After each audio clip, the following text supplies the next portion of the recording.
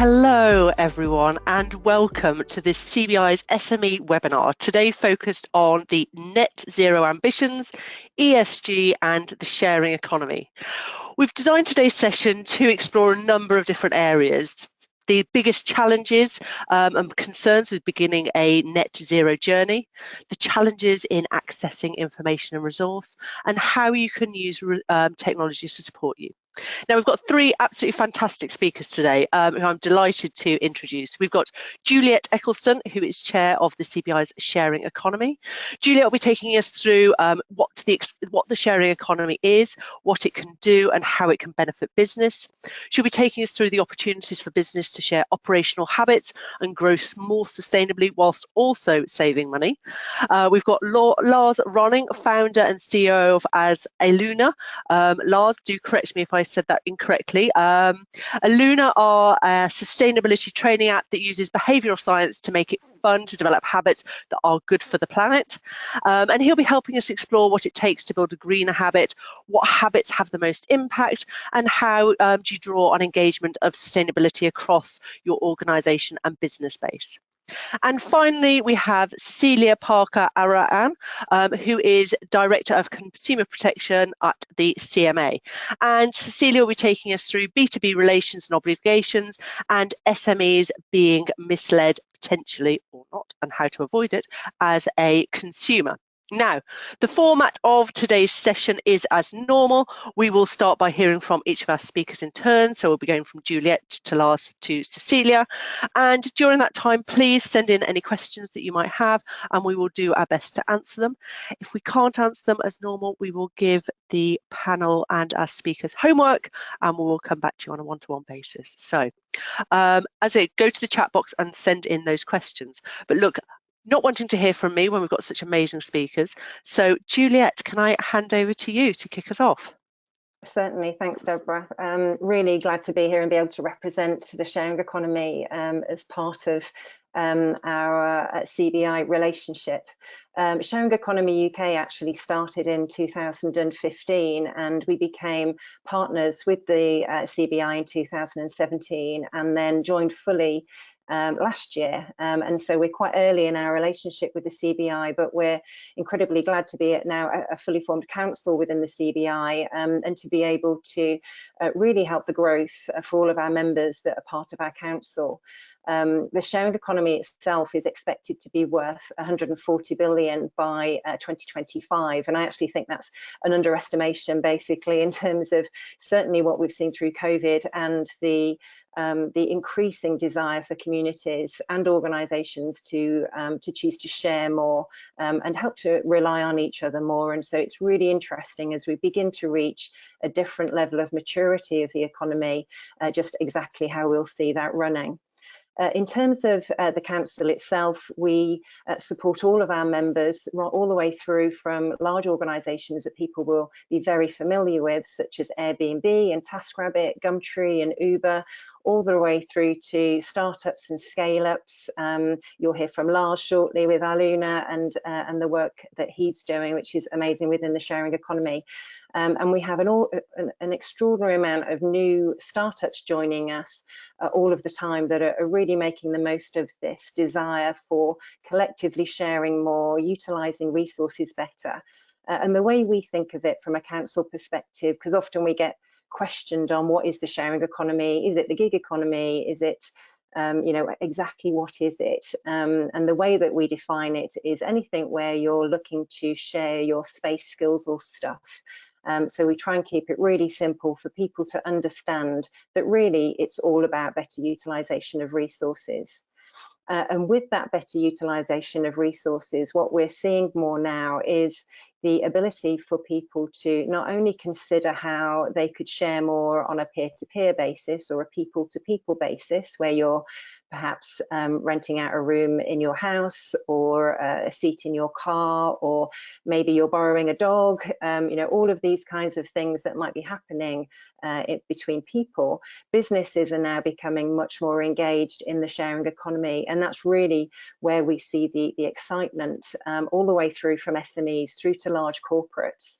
and the opportunity for this utilisation of better resources will impact not only what we're obviously talking about today around carbon footprint, and you know, if organisations are looking to perhaps share office space or share a lorry space, or even through their employees sharing more, but also we're looking to see much more in terms of productivity improvements, cost improvements, and also some amazing opportunities for brand new revenue streams as well.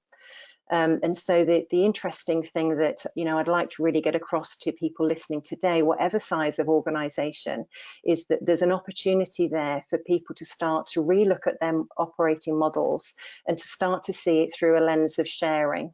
And obviously engagement with the sharing economy is something that you can do that. So often what people start to do is have, as an organisation, is have a level of maturity of sharing.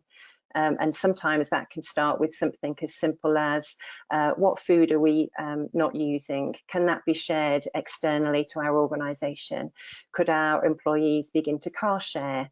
What events have we got? How could we better share within that?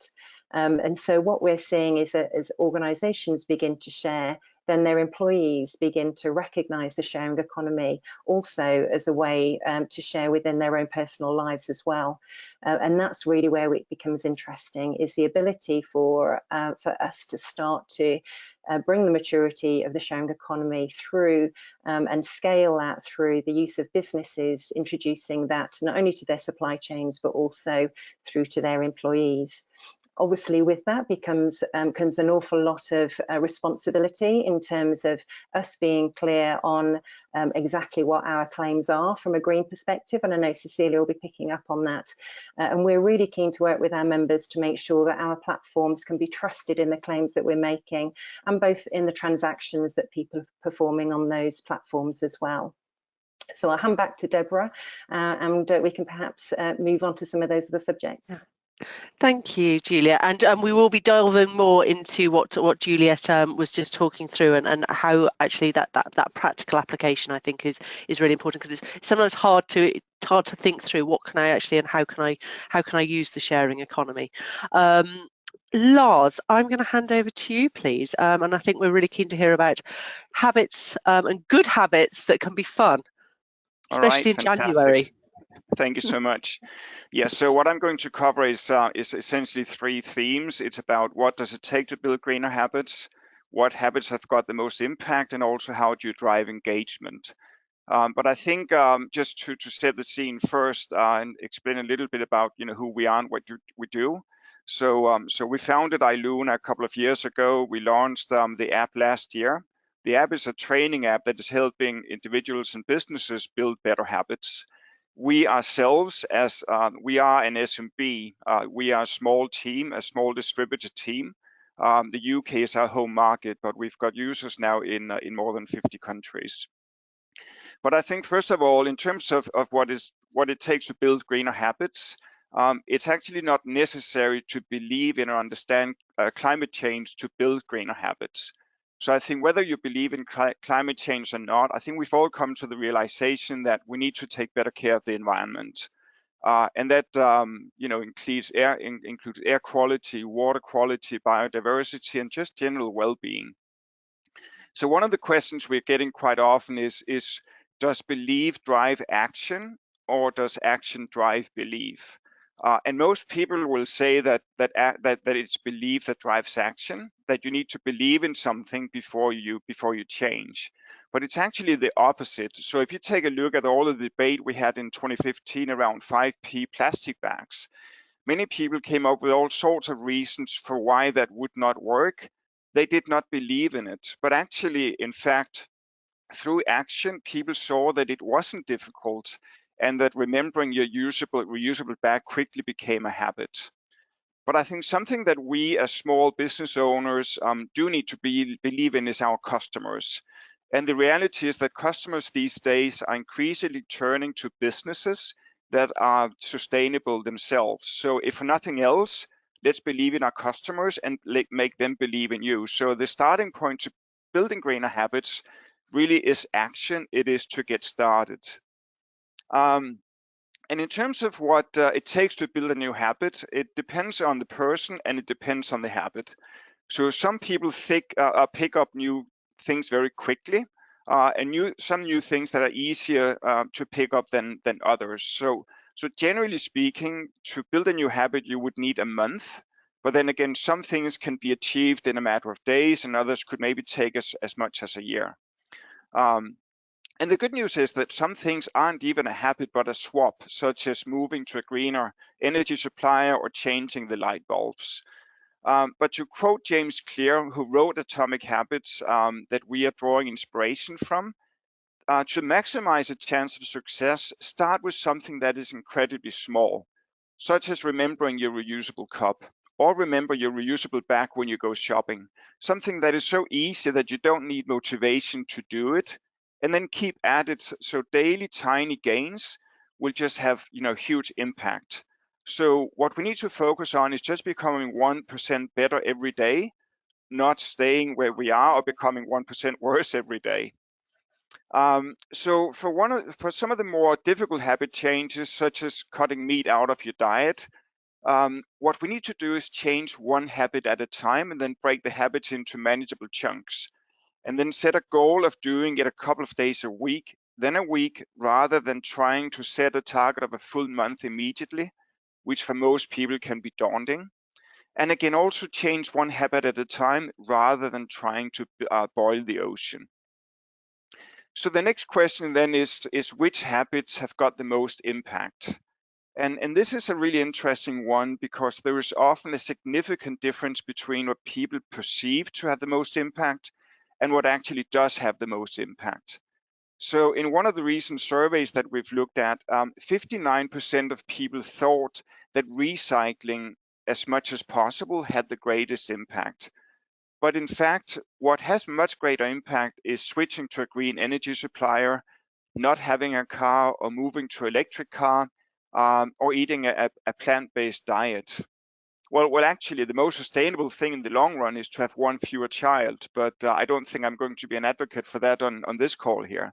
But that is at least what research shows. So the habits that will have the most impact are around energy efficiency in terms of heating, electricity, and water. So if you look at the average UK household or small business, as much as 1,600 liters of water is being wasted every week. 75% of electricity consumption comes from appliances when they're turned off because they are on standby. And also turning heat down 1 degree can save 10%. So look at energy efficiency as, I would say, one of the first thing that you as a small business should try to tackle.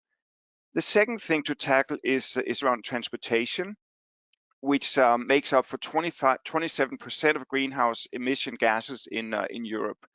So encourage your employees to cycle, run or walk to work, take public transport, avoid flying, and also, and that's something we've learned through COVID, support working from home a few days a week, because that will also help reduce CO2 footprint. Another one, as I mentioned previously, is eating sustainably, which could be the single biggest way to reducing environmental impact on Earth. And that is in many ways more impactful than cutting down on flights or buying an electric vehicle. And to the topic of food, it's not only a matter of reducing food waste, but the thing is also that food that is thrown away is often left to rot instead of being composted, which results in methane that is more damaging to the atmosphere than CO2. So being a small business owner ourselves, we're also looking at plastic and packaging, of course. So there it's really important to embrace the circular economy around reducing, reusing, and recycling. So first of all, looking at where can we reduce. Don't buying things that we don't need, buy secondhand. And when you buy something, make sure that you buy something that is made from recycled materials. Maybe look at Ellen MacArthur Foundation, watch Ellen's videos, and that will give a really good insight into how the circular economy works and why we should support it. And also, again, as small business owners, we should do business with other green businesses, and thereby, getting the snowball rolling and having impact across the business space. Looking at infrastructure, use green hosting, do an IT audit. There is a company called Whole Grain Digital that has created a website carbon calculator, where you can easily go onto the website and you can actually that way see how green your website is. And that's a good way to start looking at your infrastructure to make it more sustainable. And then finally, we are not going to get to net zero overnight, so we all need to also buy carbon offsets for whatever we cannot reduce through changes in our business. And that will help move the needle towards carbon neutrality. And there are quite a few companies out there offering carbon offsets. Now, how do you then draw engagement on sustainability across your organization or your business space? Well, first of all, this needs to be supported from the top of the organization, but that shouldn't be too hard these days since the business world is moving that way. 96% of business leaders understand today also that without employee engagement, things won't change. And good news for the UK is becoming a leader in sustainability. So in terms of driving change around the business, it's important that we change together. It makes it so much easier and more fun when you're not alone. So make sure you involve your colleagues, your partners, your customers, everybody else in changing. Share your experience, share your tips and tricks, and turn it into a gamer-friendly contest to change. And what I'd also say is make it public what you're doing. Set some targets and some goals that are achievable. They need to be achievable, and then tell the world about them. And you'll quickly see that this turns into support amongst your employees, your business partners and customers. Put it on your website, use social media to spread the word. And maybe as a source of inspiration, you could take a look at Go Cardless. They're posting on LinkedIn in terms of what they do. And I find what they do quite inspirational. What you could also do is working with passionate change makers. There are a number of organizations out there that can help with kick-off sessions for your team. I would suggest joining the SME Climate Hub, which is a partner of UN's Race to Zero initiative. And if you go to their website and you sign up, you will find loads of tools and inspiration there that will help us all. Of course, I'd love you to download Iluna. That goes without saying. But in summary, what I'd say is just using a famous quote, just do it. It's good for the environment, it's good for personal health, and it's good for business health.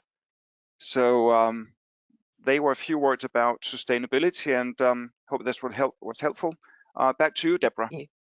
Thank you, Lars. And in just on this sort of plant-based diet, I am going to give a bit of a shout out to sustainable farmers who do a fantastic job in terms of keeping the ecosystem going. So if anyone is ever interested, I would say Launceston, you have the Cornwall Project, and also Piper's Farm. Amazing sustainable farmers who do a lot of regeneration. Right, anyway, Cecilia, I'm a meaty, so you might be able to tell. Right, Cecilia, over to you. Thanks. Well, I don't feel great following Lars because that was very inspirational, and I feel like now it's down to earth with a little bit of a bump. But I'll maybe start just with a little story. So right back at the beginning of lockdown, I was fortunate enough, given my caffeine habit, that my local coffee caravan in the local park remained open.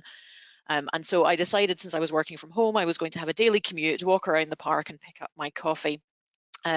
Because of the hygiene situation, I was told I could no longer bring my keep cup to use. And the guy that runs the stall, he decided he would make sure that he was offering biodegradable, compostable cups. That was great. He wasn't charging me any extra for it, and he was, doing his bit to make me feel less guilty about the fact that I couldn't use my keep cup. Unfortunately, in Edinburgh, the only thing that you can do with biodegradable, compostable cups is put them in the rubbish, because we don't do industrial composting and the cups are not suitable to go in food waste. And so he, as a business owner, was spending his valuable money buying those cups, probably at greater expense than regular cups, because he thought he was doing the right thing. And that's one of the things that, that really the work the CMA is looking at, is trying to combat. So we, as some of you might be aware, I hope you're aware, in September this year published some new guidance. Now that guidance is predominantly aimed at businesses who are marketing to consumers, and it sets out 6 principles for marketing your products. You have to be truthful and accurate in what you're saying. You have to be clear and unambiguous. You can't omit or hide important information. Any comparisons you're making need to be fair and meaningful. You have to consider the full life cycle of a product, and any claims that you're making should be evidence-based. Now, we'll come on and say a little bit more about the B2B side of things in a moment, but just for those of you that are retailing to consumers, I wanted to highlight a couple of aspects of those principles. Some of them are, none of them are rocket science, so I don't need to go into too much detail about things like truthful and accurate and clear and unambiguous, but I wanted to pick up just on the point about emissions, because that's one where we've had a lot of questions. So I think the key thing is that when you are marketing to consumers and you're making green claims is to make sure that you're not hiding or leaving out information that a consumer needs to make an informed decision. Now, obviously, depending on the product, that will affect what the consumer actually needs to make an informed decision. And for businesses, I guess one of the most likely scenarios and where you might need to think about this is where you're making claims about one aspect of a product and you're hiding other aspects. And so, for example, we have heard anecdotally that there are some businesses who claim to make products out of recycled plastic bottles. And the particular person that told us this explained that in some cases, while yes, the clothing is made out of recycled plastic bottles, the bottles themselves have never been used. So they're not taking post-consumer waste, they're taking bottles, they're recycling them into clothing, but clearly that's, I mean, there are all sorts of things wrong with that. And so that's the kind of thing where you might be omitting really crucial information. Another thing, and I was interested to hear Lars touching on offsetting, you might be telling your customers that their deliveries are carbon neutral, but you need to be explaining how you are achieving that. Are you doing that because you are paying your local bicycle cooperative to cycle around the city and deliver groceries or stuff from your zero waste store, as I'm lucky enough to have in Edinburgh, or are you offsetting? And if so, what offsetting scheme are you used? Because unfortunately, not all offsetting schemes are created equal. And the other thing I just want to touch on is the idea that you have to consider the full life cycle, because I know that's one that has exercised a lot of people. Now, right now in the UK, there is no obligation in most circumstances to do a life cycle assessment. And we know actually for some businesses, for some products, it's really challenging to do an accurate life cycle assessment. But the reason we ask you to consider the life cycle is because you need to make sure that the claims that you are presenting are overall not misleading. And again, this is a bit similar to the idea of emissions. So if we go back to thinking about the coffee cup, if you are presenting something as biodegradable and compostable, yes, that is an accurate statement. Probably the coffee cup is genuinely biodegradable, genuinely compostable. But if you are presenting that without giving information to consumers that they are probably not going to be able to compost or biodegrade that coffee cup in the circumstances available in their local community, then that's a case where you are misleading, because you're not taking into account that wider life cycle point. And there have been a couple of really interesting international cases on this in the last few weeks. One in Canada that was connected with so-called recyclable coffee pods, another in New Zealand, which was recyclable single-use coffee cups. In both cases, neither could be recycled in the communities in Canada and New Zealand, and so the competition and consumer protection authorities there concluded that that wasn't good enough and that they were misleading customers. So I know I don't want to talk too long because Deborah will yell at me, but just to come back and touch on the issues about retailers. Now, one of the things that we made clear in the guidance is that as retailers, you can be liable for the claims that are made on the products you are selling. So it is really important that to the best of your ability, you are doing what you can to check the veracity of the claims on the products that you are selling. But that said, we know particularly for SMEs, there are challenges in getting that information. We know there are businesses up the supply chain that are reluctant to share that information. And so there's a couple of things I just wanted to sort of make you aware of, not to let you off the hook, but to kind of reassure you that you're not automatically going to end up in any trouble.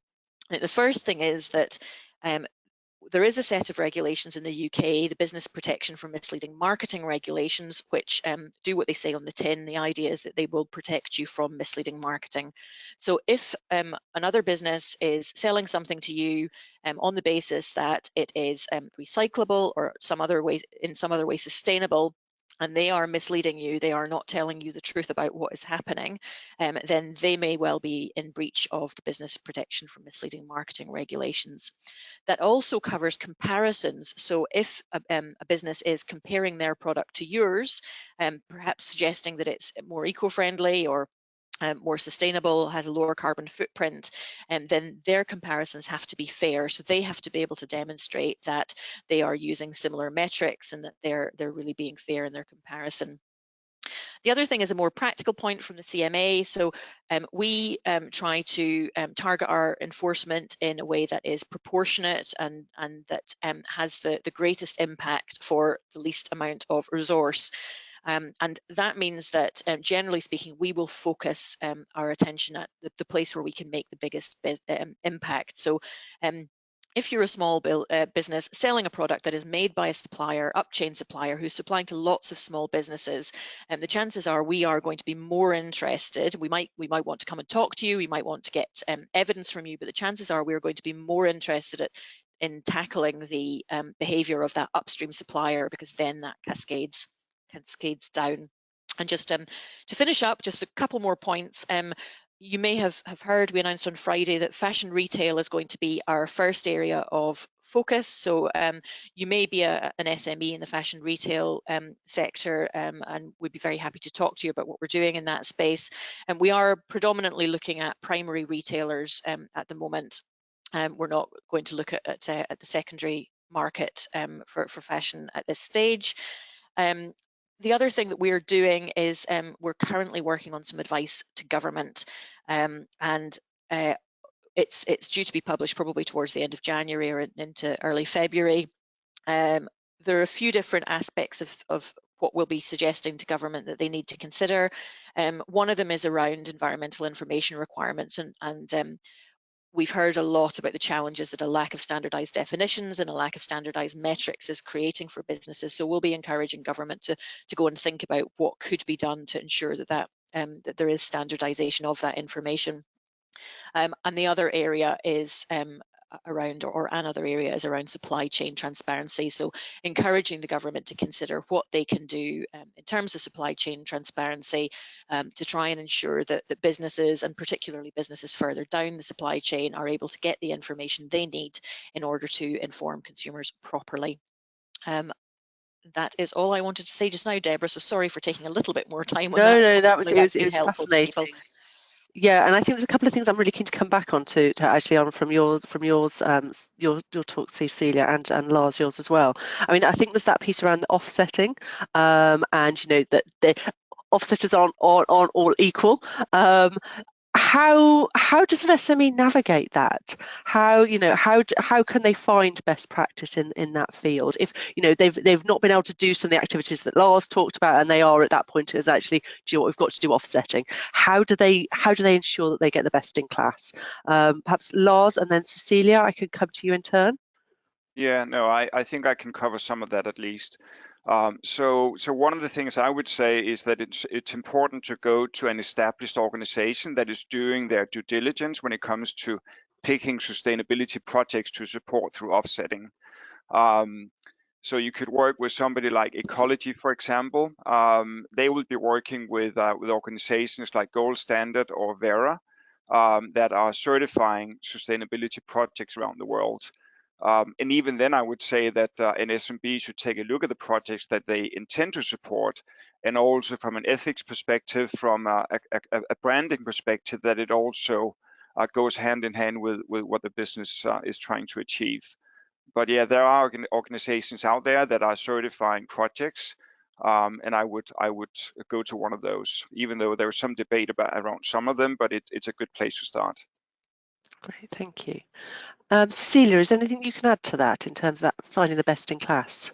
I think Lars is much more of an expert on this than I am. I mean, I would say with anything is it's about doing the research, and you know, I always think that any of us, either as consumers or as businesses, we should approach what we're told with a healthy dose of skepticism, not to distrust everything we hear, but I suppose skepticism in the true scientific meaning. Ask the questions, check what information is there to support what's being said, and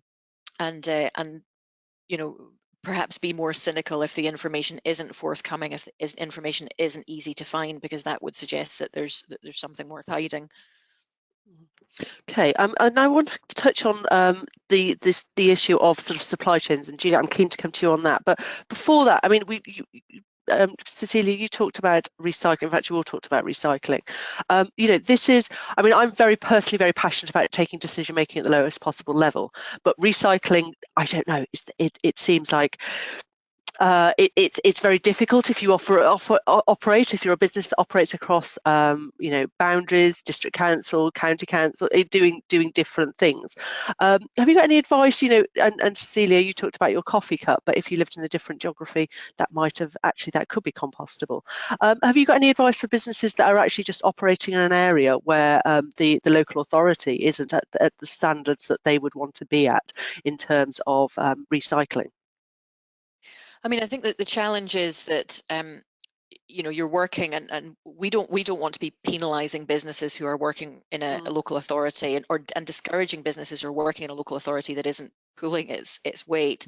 But the reality is that you do have to work with the circumstances you have, and I would say in those cases, you probably want to avoid suggesting that things are recyclable, or make it clear to customers that that although you would like to be able to recycle these things, right now you can't, and perhaps encourage your customers and encourage other businesses to lobby the council to change things. I'm fortunate enough to live in Scotland, where Net Zero Scotland have done Zero Waste Scotland have done a fantastic job of galvanising local authorities to standardise the approach that they are taking.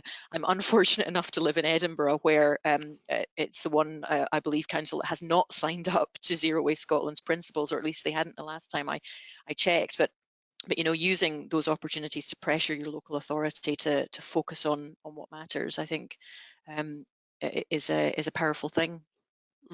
Thank you. Julia, perhaps I can come to you in terms of the supply chain piece. It's a pretty gnarly one for many SMEs. Can you talk us through, you know, how SMEs can influence and their supply chains and their net zero, and actually get the data that they are needing from the supply chains to be able to talk through their net zero practices and the challenges that they might be facing, and how possibly to overcome them? Sorry, that was loads of questions, wasn't it? Yeah, I mean, and I think this is, you know, really from me speaking to an awful lot of the businesses within our council, really, and because one of the things that we have to be very conscious of when we're making our own claims around sharing is that actually any knock-on impacts of the things that we do or our own supply chains don't then have a detrimental impact on the broader outcome that we're trying to look for. And I think one of the interesting things that I'm seeing much more, and it's happening in this conversation actually, are words around transparency and due diligence, which haven't really come up from a carbon footprint perspective as much. You often see those words around financials or the contents of products that you might be bringing into a store if it's retail, or in terms of transportation, you know, you might be looking at that, or you might be looking at employment status as a thing that you want to investigate. But actually now I think it's time for for that due diligence to include carbon emissions and the impact on the environment. It may well also include, as Lars mentioned, what your ethical beliefs are from a retailer perspective or a small business perspective, and begin to procure items, and not just, I guess, in your supply chain, but your whole operating model. In terms of who do you engage with as on a supplier basis for all of the aspects of your organisation, and asking the same level of information and data as you would do on everything else. So if you're engaging with a technology supplier for a new system, then what are their own what is their own understanding of carbon footprint? How is that going to influence what they're going to help you to implement within your own business? And to really ask the same level of information as you would do for all of the other aspects within a procurement cycle. And really where you know, all of the kind of information that Cecilia has gone through in terms of the kinds of things that they would expect in terms of what are you comparing yourself to, and is that fair, and is that open? Where are you getting your own data from as a supplier? And so asking those questions and including it within your due diligence. And then obviously if things do happen later on down the line, then you've got all of that data as well from an audit perspective to be able to fall back on should you need it. But I think the more as organisations we do that within our own supply chain, the more those that are supplying will expect that data to need to be provided as well. Yes, I think that's a really good point, is those that you're supplying, and we know from some of the larger members in CBI membership that is absolutely front and centre stage on their agenda, and the requirements for their supply chain are very are getting very high up the agenda. I mean, I'm just kind of conscious of time. Perhaps we can just sort of touch on the ESG point before we sort of round off, and perhaps I can come to each of you in turn. But essentially, why should SMEs care about ESG? And how do they get started? It's a term that we hear bandied around a lot, and there's different models and different ways of doing it. But so how do you get started? So perhaps Lars, I can come to you first, then Juliet, and then Cecilia. Yeah, I think the important thing is not to overthink it, really, because you can spend a long time doing research and setting targets and goals, and it just means that it'll take a long time for you to actually get started. So I would say be practical. Just get started, and along the way you will be able to set some of those targets because you will be more educated once you've begun on the journey. So that's what I would say. And then what I would also do, as I mentioned previously, I would sign up for something like the SME Climate Hub that is part of UN's Race to Zero. Because that's a great way to draw inspiration, to get tools that you would need to get started. But yeah, don't overthink it. It doesn't have to be complicated. Thank you. Juliet. Yeah, I mean, I think there's some massive reasons to do it. Obviously, there's the broader picture in terms of the environment, but actually, a lot of reasons are around the fact that your consumers Yes. are wanting that. And so I think, in terms of the messaging, there's a massive opportunity for you to go there first. Potentially compared to your competitors, and differentiate yourself in that way. I also think there's an opportunity for some of those organisations that perhaps have employees to use it as a way to engage employees in conversations and have that as something that you talk about with people that you're working with, in terms of what shall we do first? What is the 1% that Lars was talking about? What is our 1%? What does that look like? What shall we do today that we weren't doing yesterday? And begin to have those conversations and start to change as an organisation over time, rather than it being a big step. One of the things we talk about too, we talk to an awful lot of very traditional organisations about how to bring in sharing models within their organisation. And we talk about this maturity model, but it always starts just with having conversations with those that are in your organisation first, to see where everybody is and what is everybody already doing, and then where can you go from there. Thank you. Cecilia. So I would say, I think great points from Lars and Juliet. I mean, one thing I think is to be honest about the journey.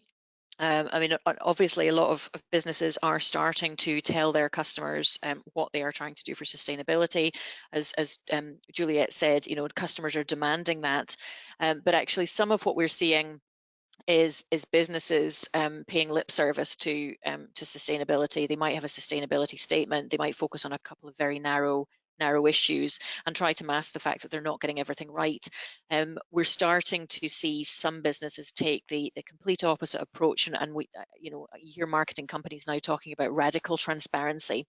There's a few businesses that are kind of adopting that approach of saying, look, we're on a journey. We're not getting everything right. We're trying really hard here. And actually, that's great for a couple of reasons. One, you're much less likely to fall foul of a regulator coming and knocking your door down because you're not painting the full picture. But actually, particularly millennials and Gen Z seem to really appreciate that sort of radical transparency, and they will trust a business more that is being honest about the things that it is not yet getting right. Yeah, that's what I would say. Try and tell people as much as you can about the journey that you're on. Thank you, Celia. It's about that authenticity, isn't it? Sorry, Lars. Sorry. Yeah, and maybe considering becoming a B Corp. I mean, becoming a B Corp would means that you will have to go through all of your own processes, your supply chain relationships, and that will force you step by step to become a sustainable business yourself. So that would be an interesting route for many small businesses to take, I think. Thank you. Right, I think unfortunately we're going to have to wrap things up there. I mean, I've not got through anywhere near enough questions, but so thank you very much, Juliet, Cecilia and Lars. Perhaps Lars, if I can use one of your quotes to round us off, is just get started, as just get started. So thank you so much for joining us, everyone. We'll look forward to seeing and hearing from you in a month's time, because I think these are going to become podcasts as well. I don't think I actually introduced myself, by the way, so it's Deborah Fraser from CBI hosting this, and take care everyone, and happy 2022.